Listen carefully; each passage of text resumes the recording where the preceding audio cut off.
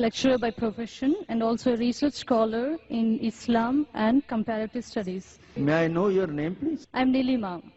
I respect your great enlightenment, sir, but I have a small qualification to be made. Like, let us go back to the Bhavishya Purana, Part 3, Khand 3, Adhyay 3, and Slokas 5 to 8. Before going to this, I would just like to mention that maybe you already know, because every prophet who comes in the name of God will fulfill the prophecy which is made for him. So any prophet who fulfills 50% of that prophecy is not qualified to be a prophet. I mean, this is a simple logical thing.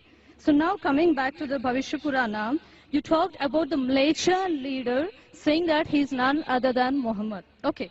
Now I accept the first half of the thing, of the sloka you said, but the second 50% which is still ignored.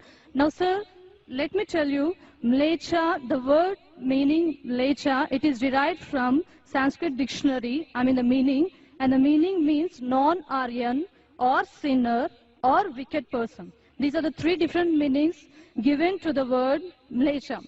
So according to this, can Muhammad be a sinner or a wicked person? The second part is, the second condition of the prophecy is that he will belong to Marusthal, and in Sanskrit, land of death. Because Maru, it is derived from Sanskrit, Mru. Mru is death. And definitely it does not quoting to the land of Arabia, because it is a barren land or it is a battlefield. And next, coming to the third point of it, this prophecy also mentions that Mleccha leader will take bath in Panchagavya and in river Ganges.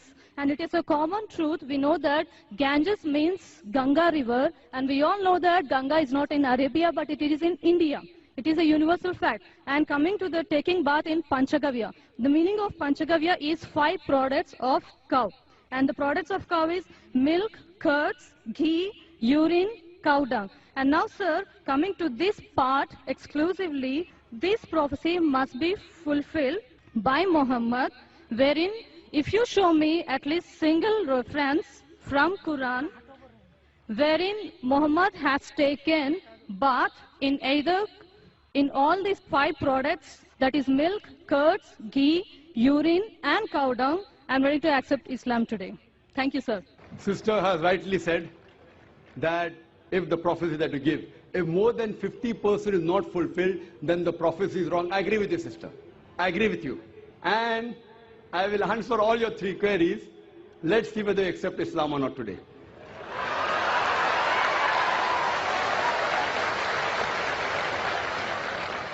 That's a different thing, that you may not agree with the truth. I will speak to you. I agree with you. Mleccha, I agree with you, all your 3 definitions. Mleccha, one of the meaning is non-Aryan, meaning a foreigner. One of the meaning is sinner, one is a wicked person. That's the reason, like the Hindus, they call the Muslims as Mleccha. When they say that, they mean actually wicked and sinner. But the other meaning is also foreigner. As far as when I speak, when I quote from any scripture, while quoting and while teaching the meaning, it's not necessary that if the word has got 4 meanings, then more than 2 meanings should be correct. No. Even if one is correct, the meaning is right. For example, the Quran says that don't have pig. Today, if you open the dictionary, one of the slang meanings for pig is a cop, means a policeman. So one meaning is pig, the other meaning is a policeman. But naturally the Quran and the Bible, and the Bible says in the book of Leviticus chapter number 11 verse number 7 and 8, in the book of Deuteronomy chapter number 14 verse number 8, and the book of Isaiah chapter number 65 verse number 2 and 5, when it says don't have pig, it doesn't mean don't have a policeman. If you are a student of comparative religion, if there are 10 meanings, even if one is correct, you have to choose the right one. 2 may be correct, 3 may be correct, all 10 may be correct. But even if one is correct out of 10, it can fulfill the prophecy. So here I agree with you, sister. Mleccha does mean non-Aryan. To Indian, it will be a foreigner. And I said in my speech when I translated, a Mleccha means a foreigner. Now you want to go in the wrong way and say Mleccha means wicked here. That is a misunderstanding, sister. If you say the Bible says and the Quran says don't have a policeman, that means you're not a student of comparative religion, you are a novice.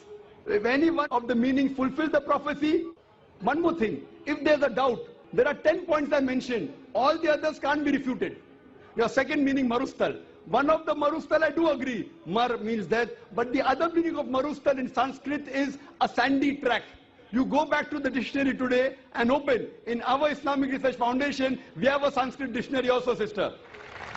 I am a student of comparative religion. I do agree, one is a place of death, the other is a sandy track. So why are you taking the wrong meaning? That means you are going out of the way. So if you see the permutation and combination, all the other points I mentioned are 100% correct. Here also, you have to choose the right meaning. So one of the meanings of marustal means a sandy track or a desert. Coming to your third question, and you accepting Islam, inshallah.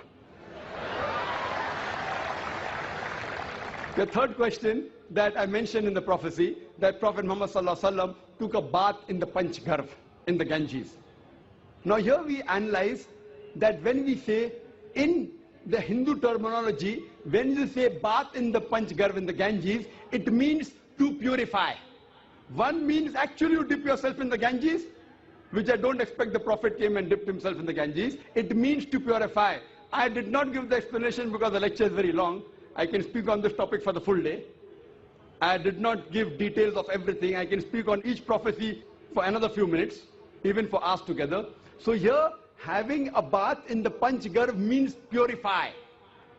So depending upon the context, it doesn't mean a physical bath. And even if you physically have a bath in the Panchgarh, in the Ganges, not necessarily you will be purified. It is the philosophy of the Hinduism. So here when the prophecy says that Prophet Muhammad, peace be upon him, had a bath in the Panchgarh, it doesn't mean he came here in the Ganges. It means that he was purified by Almighty God. And we believe that all the prophets of God, all, whether it be Moses, Jesus Christ, peace be upon them, and Prophet Muhammad sallallahu alaihi wasallam, all of them were masoom. They were innocent. They were pure. So all the prophets of God, of Almighty God, which he sent down, all of them we consider to be innocent, to be masoom, to be pure. So this answers the question, and I hope inshallah you'll accept Islam, sister.